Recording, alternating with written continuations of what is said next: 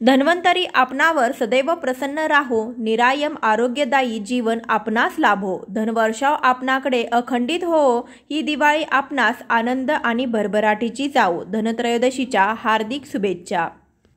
रामकृष्ण हरी मंडळी, श्री स्वामी समर्थ। दिवाळीची सुरुवात धनत्रयोदशी पासून होते। धनत्रयोदशी, नरक चतुर्दशी, लक्ष्मीपूजन, पाडवा आणि भाऊबीज असं सण या एकामागोमाग येत असतात। दिवाळीमध्ये धनत्रयोदशीला अनन्यसाधारण असं महत्त्व आहे। आपल्याकडे असलेली संपत्ती धनाची या दिवशी पूजा केली जाते। बरेच जण या दिवशी सोन्याची खरेदी देखील करतात। आपल्याकडे असलेल्या धनलक्ष्मीबाबत कृतज्ञता व्यक्त करण्याचा दिवस म्हणजे धनतेरस किंवा धनत्रयोदशी। धनतेरस हे नाव धन आणि तेरस या दोन शब्दापासून बनलेलं आहे। धन म्हणजे संपत्ती आणि तेरस हा कृष्ण पक्षातील 13वा दिवस आहे। घरामध्ये असलेल्या धान्याची आणि घरात असलेल्या धनाची या दिवशी पूजा करून आरोग्य, उत्तम धन आणि संपदा लाभावी यासाठी प्रार्थना केली जाते। या दिवशी काही वस्तूंची सोन्याची खरेदी देखील करणं शुभ असतं। या दिवशी आयुर्वेदामध्ये धन्वंतरीची पूजा देखील केली जाते।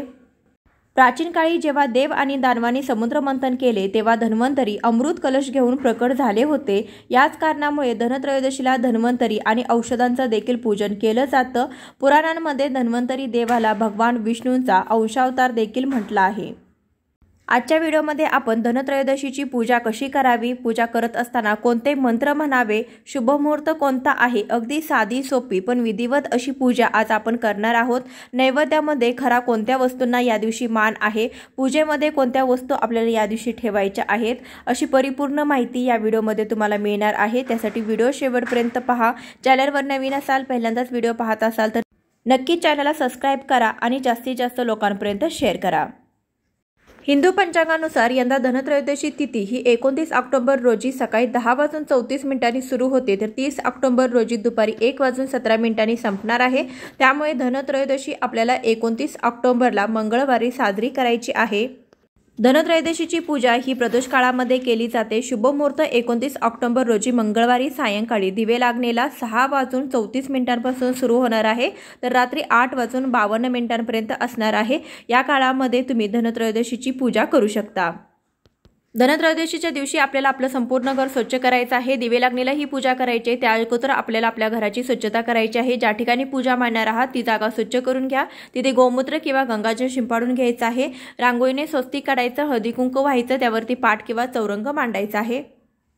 या दिवशी धान्यांची देखील पूजा केली जाते। त्यासाठी इथे मी 5 धान्य घेतलेले आहेत। यामध्ये तुम्ही डाळीचा किंवा कडधान्याचा देखील वापर करू शकता। ही धान्य सुगडामध्ये भरून ठेवली जातात, तर छोटी सुगडे मिळतात ते तुम्ही घेऊ शकता किंवा संक्रांतीची सुगडी घेतली किंवा काही वाट्या तुम्ही घेतल्या तर त्या देखील चालतील। यानंतर पूजेमध्ये आपल्याला देवांना स्नान घालण्यासाठी पंचामृत घ्यायचं आहे।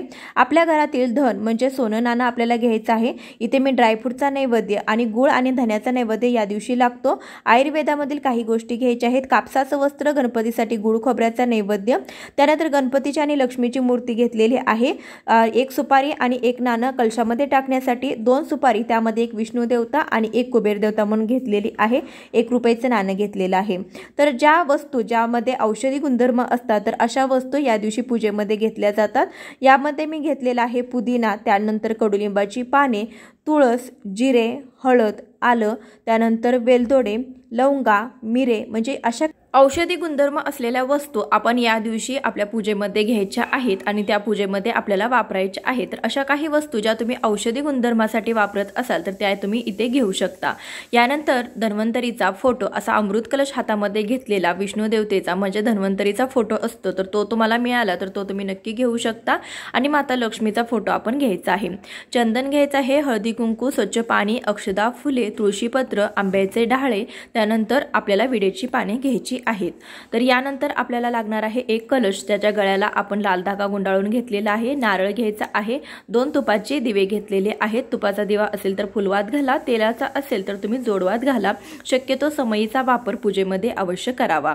ही पूजा आपण सायंकाळी करणार आहोत तर सर्वात आधी तुळशी पूजन करून घ्यायचं। तुळशीच्या समोर आपल्याला दिवा लावून घ्यायचा आहे। आपल्या चौकटीमध्ये दोन्ही बाजूला तुम्हाला दिवे लावायचे आहेत आणि त्यानंतर पूजेला सुरुवात करायची आहे। पूजेला सुरुवात करताना सर्वात आधी दीप प्रज्वलन करून लावून घ्यायचं। त्यासाठी अक्षदांचं आसन द्यायचं, त्यावरती हळदी कुंकू व्हायचं आणि त्यावरती आपण दिवा ठेवायचा आहे। दिवा प्रज्वलित करून घ्यायचं, दिव्याला देखील हळदी कुंकू वाहून घ्यायचं, अक्षदा फूल वाहून घ्यायचं। दिव्याची पूजा करत असताना शुभं करोति कल्याणम आरोग्यम धन संपदा शत्रुबुद्धी विनाशाय दीप ज्योती नमस्तुते या मंत्राचा जप करायचा। त्यानंतर स्वतःला हळदी कुंकू लावून घ्यायचं। यानंतर आपण आचमन करून घ्यायचंय। त्यासाठी तामणामध्ये आपण एक डाव्या हाताने उजव्या हातामध्ये पाणी घ्यायचं, ते प्रथम प्यायचं, त्यानंतर दुसऱ्यांदा घ्यायचं, ते प्यायचं, 3 वेळा पाणी प्यायचं आहे आणि चौथ्यांदा आणि 5व्यांदा आपल्याला पाणी हे तामणामध्ये सोडायचं आहे। पहिल्यांदा पाणी पित असताना ओम केशवाय नमः, दुसऱ्यांदा पाणी पित असताना ओम नारायणाय नमः, तिसऱ्यांदा पाणी पित असताना ओम माधवाय नमः असं बोलायचं आहे। चौथ्यांदा आणि 5व्यांदा तामणामध्ये पाणी सोडत असताना ओम गोविंदाय नमः, ओम विष्णवे नमः या मंत्राचा जप करावा। पूजा करत असताना हा व्हिडिओ तुम्ही लावून द्या, म्हणजे तुम्ही पूजा करत असताना मंत्रासहित पूजा करू शकता। मंत्र स्क्रीनवरती दिलेले आहेत, स्क्रीनवरती दिलेले मंत्र पाहून तुम्ही म्हणू शकता। यानंतर आपल्याला कलश स्थापना करायची आहे। त्यासाठी अक्षदांचं आसन द्यायचं। तुम्ही गोलाकार अक्षदांचं आसन ठेवू शकता, अष्टदल कमल काढू शकता किंवा तांदळाने स्वस्तिक काढू शकता। त्यावरती हळदी कुंकू व्हायचं आहे। कलश ठेवलेला आहे, कलशावरती ओल्या कुंकवाने स्वस्तिक हे चिन्ह काढायचं। बाजूला 2 दांड्या, स्वस्तिकमध्ये 4 बिंदू आणि पाठीमागे हळदी कुंकवाची 5 बोटे उठवून घेतलेले आहेत। कळशाच्या गळ्याला लाल पिवळा धागा गुंडाळून घ्यायचा आहे। गळ्यापर्यंत येईल इतपत पाणी घालायचं, त्यामध्ये हळदी कुंकू, अक्षदा, 1 रुपयाचं नाणं आणि त्यानंतर 1 सुपारी आपल्याला घालायच्या आहेत। त्यानंतर 5 आंब्याची किंवा 5 विड्याची पाने तुम्ही यामध्ये ठेवू शकता। कलशाची पूजा करत असताना ओम कलशस्थ्य देवत्याभो नमः या मंत्राचा जप तुम्ही करू शकता।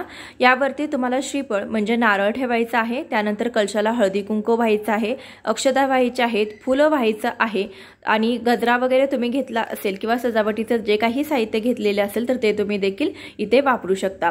कुठलंही पूजन करताना आपण सर्वप्रथम श्री गणेशांचं पूजन करतो, कारण की गणपती बाप्पा आपले आराध्य दैवत आहेत। त्यामुळे गणेशांचे स्मरण करावे आणि त्यानंतर पूजेला सुरुवात करावी।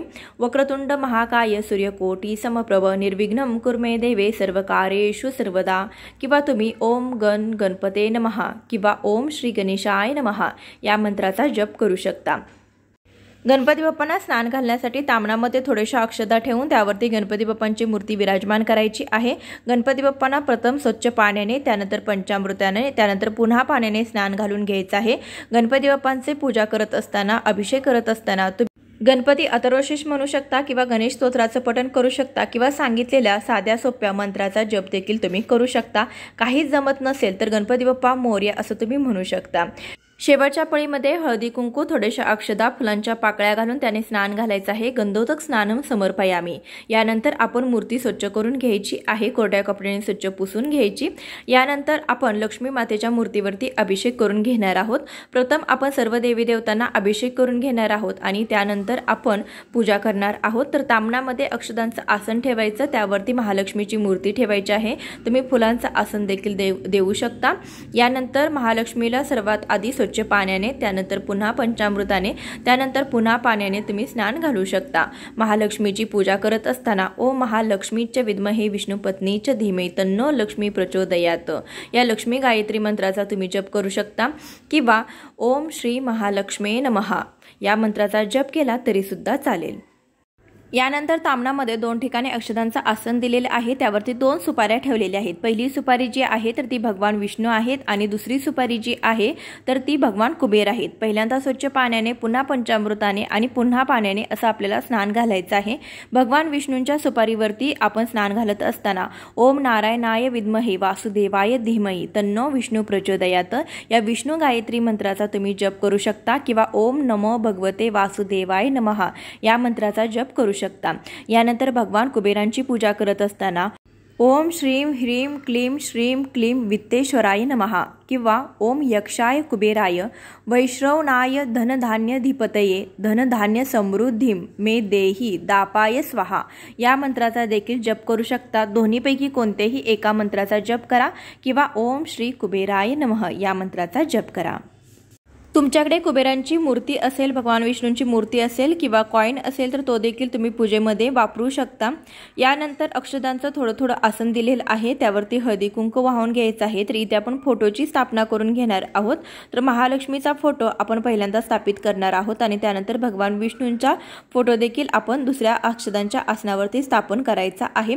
तर धन्वंतरी देवतेचा असा माझ्याकडे फोटो आहे, अमृत कलश हातामध्ये घेतलेला। तो फोटो जर तुमच्याजवळ असेल तर तो तुम्ही पूजेमध्ये मांडू शकता किंवा पूजेसाठी तुम्ही विकत घेऊ शकता दिवाळीच्या वेळेस आणि त्यानंतर तुम्ही तो पॅक करून ठेवू शकता आणि पुढच्या वर्षी तुम्ही दिवाळीच्या पूजेमध्ये पुन्हा वापरू शकता। तर इथे बघा 4 ठिकाणी जोडविड्याची पाने ठेवलेली आहेत। देठ देवाकडे, टोक आपल्याकडे अशा प्रकारे ठेवायची। त्यानंतर अक्षदांचं आसन द्यायचं आणि त्यानंतर हळदी कुंकू व्हायचं। तर पहिले जोडविड्याचं जे पान आहे त्यावरती आपण गणपती बाप्पांची मूर्ती स्थापन करणार आहोत। तर गणपती बाप्पांना हळदी कुंकू, गंध, अक्षदा, चंदन व्हायचं आहे। त्यानंतर गणपती बाप्पांना लाल फूल व्हायचं आहे। यानंतर कापसाचं वस्त्र व्हायचं आहे। ओम गण गणपते नमः, ओम गण गणपते नमः, ओम गण गणपते नमः, ओम गण गणपते नमः असा आपल्याला मनोमन जप करायचा आहे। यानंतर आपण भगवान विष्णूंची प्रतिमा ठेवणार आहोत। तर भगवान विष्णू स्वरूप आपण सुपारीची स्थापना करणार आहोत। तुम्ही भगवान विष्णूंची मूर्ती असेल तर ती देखील ठेवू शकता। अक्षदांच्या आसनावरती हळदी कुंकू वाहिलेला आहे। विष्णू स्वरूप सुपारीची स्थापना केलेली आहे। हळदी कुंकू व्हायचं, चंदन व्हायचं आहे, अष्टगंध वाहू शकता। त्यानंतर तुम्ही अक्षदा व्हायच्या आहे, कापसाचं वस्त्र व्हायचं आहे। भगवान विष्णूंना तुळशी अर्पण करायचं आहे। पिवळ्या रंगाचं फूल आपण व्हायचं आहे। ओम नमो भगवते वासुदेवाय नमः हा मंत्र मनोमन जप करायचा आहे। भगवान विष्णूंना कधीही लक्ष्मी मातेच्या उजव्या साईडला आपल्याला ठेवायचं आहे। भगवान विष्णूंच्या डाव्या बाजूला लक्ष्मी मातेची मूर्ती कायम ठेवावी। यानंतर तिसऱ्या जोडविड्याच्या पानावरती आपण अक्षदांच्या आसनावरती हळदी कुंकू व्हायचं आहे। त्यावरती माता लक्ष्मीची मूर्ती ठेवायची आहे। त्यानंतर माता लक्ष्मीला हळदी कुंकू व्हायचं, अक्षदा व्हायचं, लाल फूल अर्पण करायचं आहे। ओम महालक्ष्मी नमः किंवा ओम महालक्ष्मीच विद्महे विष्णुपत्नीच धीमहि तन्नो लक्ष्मी प्रचोदयात या मंत्राचा मनोमन होईल तेवढा जप करायचा आहे। जे काही मंत्र सांगितलेले आहेत तर ते खूप प्रभावशाली आहेत। हे मंत्र तुम्ही म्हणत म्हणत पूजा नक्की करा। चौथ्या जागेवरती, चौथ्या विड्याच्या पानावरती अक्षदांचं आसन ठेवून हळदी कुंकू वाहून त्यावरती कुबेरांची मूर्ती आपण स्थापित करणार आहोत। त्यानंतर हळदी कुंकू व्हायचं, कापसाचं वस्त्र आणि आपल्याला लाल फूल भगवान कुबेरांना अर्पण करायचं आहे। भगवान कुबेरांना ओम श्री कुबेराय नमः या मंत्राचा जप करायचा। यानंतर आपण फोटो जे लक्ष्मी मातेचे आणि धन्वंतरी देवतेचे ठेवलेले होते तर त्यांची पूजा करून घ्यायची। लक्ष्मी मातेला हळदी कुंकू, धन्वंतरी देवतेला चंदन, अष्टगंध तुम्ही लावू शकता। धन्वंतरी देवतेची पूजा करत असताना ओम नमो भगवते वासुदेवाय धन्वंतरेय अमृत कलशहस्ताय सर्वामय विनाशनाय त्रैलोक्यनाथाय श्री महाविष्णवे स्वाहा या मंत्राचा जप करू शकता। किंवा दुसरा मंत्र ओम वासुदेवाय विद्महे सुधाहस्ताय धीमहि तन्नो धन्वंतरीह प्रचोदयात या मंत्राचा जप करू शकता। धन्वंतरीची पूजा केल्याने आपल्याला निरोगी आरोग्य प्राप्त होते। आपल्या घरामध्ये सततचं आजारपण असेल तर ते देखील नष्ट होतं। त्यासाठी या दिवशी धन्वंतरी देवतेची पूजा ही आवर्जून करायची आहे। यानंतर कापसाचं वस्त्र आपल्याला व्हायचं आहे। लक्ष्मी मातेसाठी शक्यतो 21 मण्याचं कापसाचं वस्त्र तयार करावं। त्यानंतर अक्षदा व्हायचं आहे, एक एक फूल व्हायचं आहे। लक्ष्मी मातेला लाल रंगाचं गुलाबाचं फूल अत्यंत प्रिय आहे। लाल रंगाचं गुलाबाचं फूल अर्पण करू शकता। त्यानंतर धन्वंतरी देवतेला तुळस आणि पिवळ्या रंगाचं फूल अर्पण करावं। आता आपण थोडेशा अक्षदांचं आसन द्यायचं, त्यावरती हळदी कुंकू व्हायचं आणि आपल्याकडे जे काही दागिने असतील किंवा आपलं जे काही सोनं नाणं असेल तर त्याची देखील आपल्याला या दिवशी पूजा करायची आहे। तर बघा, जे काही पैसे असतील तर थोडेफारसे पैसे ठेवून तुम्ही पैशांची पूजा करू शकता आणि जे काही आपल्या घरामध्ये दागिने आहे तर त्याची देखील या धनतेरसच्या दिवशी आपल्या धनाची देखील पूजा केली जाते। त्यासाठी या दिवशी तुम्ही सोन्याची देखील पूजा करू शकता किंवा या दिवशी तुम्ही जी काही खरेदी करणार आहात छोटी मोठी तर ती देखील खरेदी तुम्ही इथे पूजेमध्ये मांडायची आहे आणि त्याची देखील पूजा करून घ्यायची आहे। तुम्ही पैसे किती जर ठेवले तरी देखील त्यावरती 1 रुपयाचं नाणं ठेवायला विसरू नका, कारण की पैशाची पूजा तेव्हाच पूर्ण होते। तर तुम्ही कितीही नोटा ठेवल्या तर त्यावरती 1 रुपयाचं नाणं, 1 रुपयाचा सिक्का नक्की ठेवायचा आहे। यानंतर आपण देवी देवतांना नैवेद्य दाखवून घेऊया। गणपती बाप्पांना नैवेद्य दाखवणार आहोत गुळ खोबऱ्याचा। त्यासाठी त्यासाठी चौकोनी भरीव आपण करायचा आहे पाण्याचा आणि त्यावरती आपण गुळ खोबऱ्याचा नैवेद्य दाखवून 3 वेळा पाणी फिरवायचं आहे। नैवेद्यम समर्पयामी असं म्हणायचं आहे। तुम्ही घरामध्ये जो काही फराळ बनवलेला असेल तर त्या फराळाचा तुम्ही नैवेद्य दाखवू शकता। तर त्यानंतर इथे मी ड्रायफ्रूटचा नैवेद्य दाखवलेला आहे आणि ज्या काही औषधी वनस्पती आहेत मी अगोदर सांगितलं त्याप्रमाणे त्या औषधी वनस्पतींचा औषधी गुणधर्म असलेल्या या वस्तूंचा पूजेमध्ये आपण नैवेद्य दाखवणार आहोत भगवान धन्वंतरीसाठी। त्यासाठी भरीव चौकोन करून त्यावरती आपण हा नैवेद्य दाखवलेला आहे। यानंतर या पूजेमध्ये एक महत्त्वाचा नैवेद्य दाखवला जातो तर तो म्हणजे गुळ आणि धन्याचा। या दिवशी आपल्याला गुळ आणि धन्याचा नैवेद्य दाखवायला विसरायचा नाही, कारण की या दिवशी धनतेरसच्या दिवशी धन्याची पूजा देखील केली जाते आणि धनतेरसच्या दिवशी धन्याचा आणि गुळाचा नैवेद्य दाखवण्याचा मान आहे। त्यासाठी तुम्हाला हा नैवेद्य पूजेमध्ये दाखवायचा आहे। तुम्ही एखाद्या फळाचा नैवेद्य देखील दाखवू शकता किंवा तुम्ही जी काही मिठाई आणलेली असेल, गोडाचं आणले असेल तर ते देखील तुम्ही पूजेमध्ये त्याचा नैवेद्य म्हणून दाखवू शकता। तर इथे आपण सर्व देवी देवतांची पूजा करून झालेली आहे, सोन्या दागिन्यांची पूजा करून झालेली आहे। तर या दिवशी धान्याची देखील पूजा केली जाते। धनतेरस या दिवशी धनत्रयोदशीच्या दिवशी धान्याची पूजा करण्याला देखील महत्त्व आहे। त्यासाठी छोट्या छोट्या सुगडीमध्ये धान्य भरून घेतलं जातं आणि त्यांची पूजा देखील केली जाते किंवा तुम्ही वाट्यामध्ये देखील धान्य भरून ठेवू शकता। 5 प्रकारची किंवा 7 प्रकारची तुम्ही धान्य इथे पूजेमध्ये मांडू शकता। तर इथे मी सुगडीमध्ये एक 5 प्रकारची धान्य ठेवलेली आहे, तर त्यामध्ये तुम्ही डाळींचा किंवा कडधान्यांचा वापर केला तरी सुद्धा चालतो। धान्याच्या राशी ठेवत असताना अगोदर आपल्याला अक्षदांचा आसन ठेवायचं आहे, त्यावरती हळदी कुंकू वाहून त्यावरतीच तुम्ही धान्याच्या राशी ठेवू शकता। सुगडामध्ये भरून ठेवा, वाटीमध्ये ठेवा किंवा तुम्ही तशा जर धान्याच्या राशी ठेवल्या म्हणजे छोटे छोटे जर धान्याचे ढीग केले तरी सुद्धा चालेल। आपण धान्याची देखील पूजा करून घेणार आहोत, त्यासाठी हळदी कुंकू वाहून घ्यायचं आणि धान्यावरती देखील आपण एक एक फूल व्हायचं आहे। आपल्या घरामध्ये धनधान्याची कधीही कमतरता भासू नये, आपल्या घरामध्ये ऐश्वर्य, सुख, संपत्ती, समाधान हे सतत लाभावे, आपल्या घरातील लोकांना निरोगी आयुष्य लाभावे अशी आपण या सर्व देवी देवतांकडे प्रार्थना करायची आहे। अगरबत्ती धूप ओवाळून घ्यायची आहे, घंटा वाजवायची आहे। यानंतर तुम्ही आरती करू शकता। पूजेमध्ये आपण जसा नैवेद्य ठेवला तर त्याप्रमाणे आपल्याला पाणी देखील ठेवायचं आहे, त्याशिवाय पूजा अपूर्ण राहते। त्यासाठी नैवेद्य ठेवल्यानंतर पाणी देखील आपण एखाद्या तांब्यामध्ये छोट्याशा किंवा एखाद्या पेल्यामध्ये ठेवायचं आहे। यानंतर कापूर आरती करायची आहे। या दिवशी संध्याकाळी तुम्हाला कापूर हा अवश्य जाळायचा आहे। घरामध्ये कापूर जाळल्याने घरातील नकारात्मकता नष्ट होते आणि घरामध्ये माता लक्ष्मीचं आगमन होते। त्यासाठी धनत्रयोदशीच्या दिवशी कापूर अवश्य जाळा। कापरासोबत तुम्ही 3-4 लवंगा देखील जाळू शकता, यामुळे नकारात्मकता, वास्तुदोष, करणी बाधा हे नष्ट होते। यासाठी कापरासोबत आपल्याला लवंगा देखील जाळायच्या आहेत। तर अशी आपण साधी सोपी पूजा करायची आहे। शेवटी क्षमा याचना करायची आहे, म्हणजे आपण क्षमा प्रार्थना करायची की देवी देवतांना प्रार्थना करायची, ही पूजा करत असताना माझ्याकडून काही चुका झाल्या असतील तर मला नक्कीच माफ करा अशी आपण देवांकडे प्रार्थना करायची आहे। आणि माझी जी काही साधी सोपी जी भोळी बाबडी माझी जी पूजा आहे तर ती मान्य करा अशी विनवणी आपण आपल्या भगवंताकडे करायची आहे। तर अशा प्रकारे तुम्ही पूजा करायची आहे। तर ही पूजा कधी काढायची, तर ही पूजा दुसऱ्या दिवशी सकाळी तुम्हाला काढायची आहे। दुसऱ्या दिवशी सकाळी उठल्यानंतर स्वच्छ स्नान करून घ्यायचे, स्वच्छ कपडे परिधान करायचे। त्यानंतर आपण हा जर दिवा असेल तर तो शक्यतो त्यामध्ये भरपूर तेल घाला, विजला असेल तर तो पुन्हा प्रज्वलित करायचा आहे। अगरबत्ती लावून घ्यायची आहे। त्यानंतर प्रथम स्वतःला हळदी कुंकू लावून घ्यायचं आणि त्यानंतर ही जी काही आपण पूजा केलेली आहे तर या सर्व पूजेवरती आपल्याला हळदी कुंकू व्हायचं आहे। आणि त्यानंतर काहीतरी गोडाचा नैवेद्य तुम्ही दाखवा किंवा दूध साखरेचा किंवा साखरेचा नैवेद्य दाखवला तरी देखील चालेल।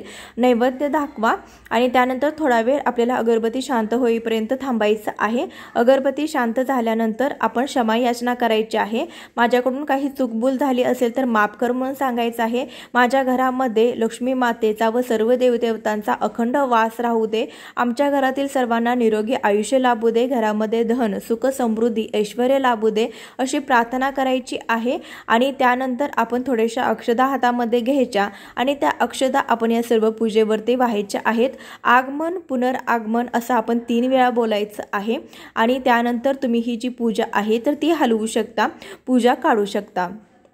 पूजा काढत असताना कलशामधलं जे पाणी आहे तर त्यामध्ये आंब्याची पाने किंवा विड्याची पाने तुम्ही ठेवले असेल तर त्याने किंवा एखाद्या फुलाच्या मदतीने सर्व पाणी आपण सर्व घरामध्ये शिंपडायचं आहे। कलश आपण आपल्या स्वतःच्या डोक्याला लावून घ्यायचं आहे आणि त्यानंतरच पाणी संपूर्ण घरामध्ये शिंपडायचं आणि हे पाणी जे आहे तर ते तुळस सोडून इतर झाडांमध्ये तुम्हाला वाहायचं आहे। त्यानंतर जे काही फुलं, विड्याची पानं, काही नाशवंत वस्तू असतील तर ते तुम्ही निर्माल्यामध्ये टाकू शकता किंवा एखाद्या झाडाच्या बुडकाशी तुम्ही टाकू शकता। त्यानंतर नैवेद्य जो काही तुम्ही वापरलेला आहे तर तो तुम्ही त्याच दिवशी प्रसाद म्हणून खाऊ शकता किंवा दुसऱ्या दिवशी प्रसाद म्हणून खाल्ला तरी देखील चालेल। जे आपण औषधी वनस्पती वापरल्या तर त्यामध्ये ज्या काही चांगल्या वस्तू असतील तर त्या तुम्ही घरामध्ये पुन्हा वापरू शकता। ज्या वस्तू काही खराब झालेल्या असतील तर त्या तुम्ही निर्माल्यामध्ये टाकू शकता। यानंतर ज्या काही सुपारी आपण वापरल्या, कुबेराची सुपारी किंवा विष्णू देवतेची सुपारी, तर ज्या काही तुम्ही सुपाऱ्या वापरलेल्या असतील तर त्या सुपाऱ्या तुम्ही पुढील जी काही तुम्ही पूजा करणार आहात, लक्ष्मी मातेची, लक्ष्मी पूजनाची जी पूजा करणार आहात तर त्यामध्ये या सुपाऱ्या तुम्ही पुन्हा वापरल्या तरी सुद्धा चालतं। सोने दागिने आपण जागच्या जागी ठेवायचे आहेत। जे काही आपण अक्षता वापरल्या, तांदूळ वापरलेले आहे तर ते तांदूळ स्वच्छ असतील तर त्याचा तुम्ही एखादा गोडाचा पदार्थ करून खाऊ शकता किंवा तुम्ही पक्ष्यांना खायला घातलं तरी सुद्धा चालेल। तर या दिवशी यमदीपदान देखील केलं जातं। धनतेरसच्या दिवशी ही 13वी तिथी असते, त्यामुळे 13 दिवे प्रज्वलित केले जातात। तर यमदीपदान कसे करावे किंवा 13 दिवे कसे प्रज्वलित करावे तर याबद्दलचा सविस्तर व्हिडिओ चॅनलवरती येणार आहे, कारण की याच व्हिडिओमध्ये जर सांगितलं तर ते सविस्तर सांगता येत नाही किंवा सविस्तर मंत्रासही सांगता येत नाही, व्हिडिओ खूपच मोठा होतो। त्यामुळे मी जो यमदीपदान आहे तर त्याचा सविस्तर व्हिडिओ तुमच्यासोबत मी शेअर करणार आहे। चॅनलला सबस्क्राइब करून ठेवा, शेजारील बेल आयकनही क्लिक करा, म्हणजे व्हिडिओ आला तर लगेचच तुम्हाला नोटिफिकेशन येईल आणि अगदी सविस्तररित्या मंत्रासहित आपण यमदीपदान कसं करावं, त्याचं महत्त्व काय आहे, 13 दिवे नक्की आपण कुठे कुठे लावावेत याची सविस्तर माहिती मी तुम्हाला नक्कीच देणार आहे। तर तो व्हिडिओ तुम्ही पाहून 13 दिवे लावू शकता। आजच्या व्हिडिओमध्ये एवढीच माहिती आहे, अगदी डिटेलमध्ये व्यवस्थितरित्या तुम्हाला पूजा कशी करायची ती सांगितलेली आहे, मंत्रासहित सांगितलेली आहे। व्हिडिओ आवडला असेल तर नक्कीच जास्तीत जास्त लोकांपर्यंत आपल्या नातेवाईकांसोबत, मित्रमैत्रिणींसोबत नक्की शेअर करा। व्हिडिओ आवडला असेल तर व्हिडिओला लाईक करा। तुमच्या काही शंका असतील तर कमेंटमध्ये विचारू शकता। माझ्याकडून तुम्हा सर्वांना दिवाळीच्या खूप खूप शुभेच्छा। ही दिवाळी तुमच्या आयुष्यामध्ये आनंद, सुख, समृद्धी, ऐश्वर्य घेऊन येवो अशीच देवाचरणी प्रार्थना करते आणि आजचा व्हिडिओ इथे संपवते। भेटूया अशाच एखाद्या व्हिडिओसोबत, तोपर्यंत श्री स्वामी समर्थ, जय लक्ष्मी माता।